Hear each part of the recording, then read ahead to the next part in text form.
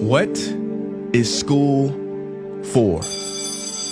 Feel free to call me slow, but I spent 16 years going to school, and I still don't know.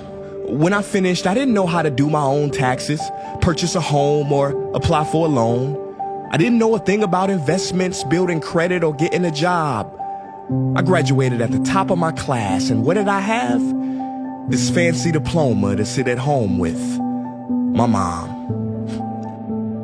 But luckily, they did teach me some important skills like factoring trinomials and how mitochondria is the powerhouse of the cell. I'm so happy I remember the Pythagorean theorem, because it helped me a lot. Okay, I'm lying. Let me stop. Because all the stuff they taught me, truthfully, I forgot. Mom, remember when you would ask me, what did you learn in school today? And I would say, nothing much. I wasn't being modest. The truth about it, Mom, is I had already forgotten. And it's not just me. Millions of students sing the same song.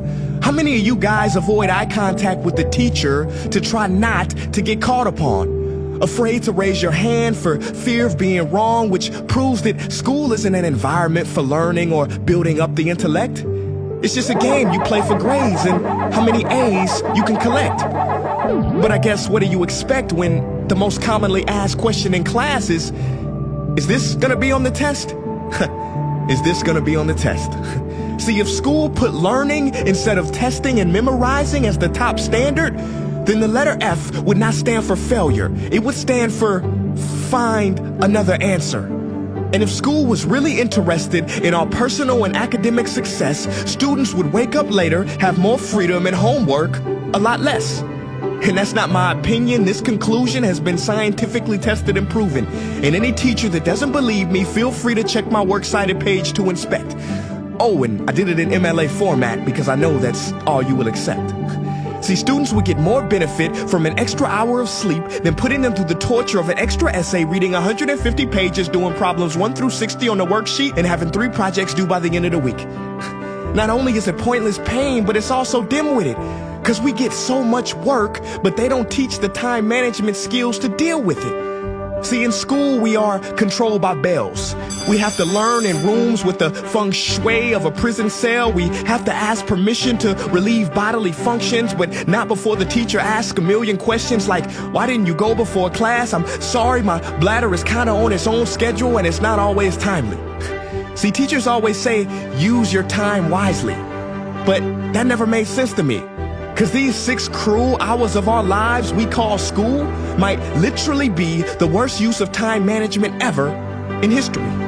Think about it. The traditional teaching method is foolish. No, it's useless, multiplied by the square root of stupid. What they do is they cram information in your head, force feeding you, and then you throw it up on the test.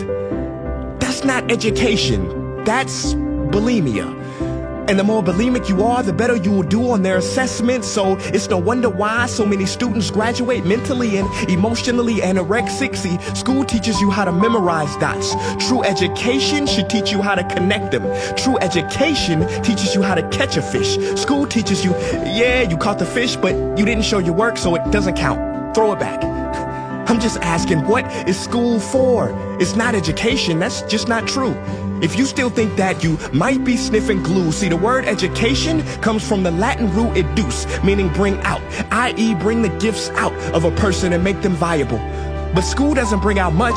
It just stuffs more facts inside of you. Now, some of that stuff is justifiable. We need reading, writing, and some arithmetic. That's fair. But are you telling me metamorphic and igneous rocks are more important than self-care? If suicide is the 3rd leading cause of death of ages 10 to 24, and Harvard studies suggest the biggest predictor for success is self-control and emotional health, then why the heck aren't we taught how to handle stress, bullies, or rejection? How about anxiety or depression? You know, skills we need for our entire lives. Bro, I don't even know how to cook. I'm honestly surprised I'm still alive. But hey, at least I can name all the battles that happened in the Civil War. Seriously, what is school for? Some say you need it to be successful, and that's something we do not doubt. But do you own a MacBook or iPhone? Did you know they both were created by a dropout?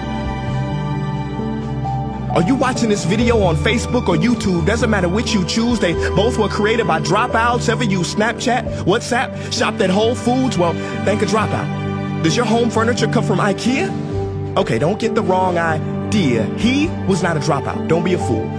I mean, how could he drop out? Ingvar Kamprad, founder of IKEA, never even went to school. I know what you're thinking. He's just picking and choosing. There's millions who didn't go to school that aren't successful. Who is he fooling? And you're right. But open your history books and start perusing. You'll find the very people we idolize in school never really had formal and/or secondary schooling. I'm talking George Washington, Abe Lincoln. America's best presidents had zero school between them. Ben Franklin, Thomas Edison, shall I proceed? Ernest Hemingway, Mark Twain, Teddy Roosevelt, Margaret Mead. Now please, I'm not saying drop out, because some schools are great and many teachers are rare treasures. I'm saying that there's a difference between people who are smart and people who score better. I'm saying that your future is something that no test will ever measure.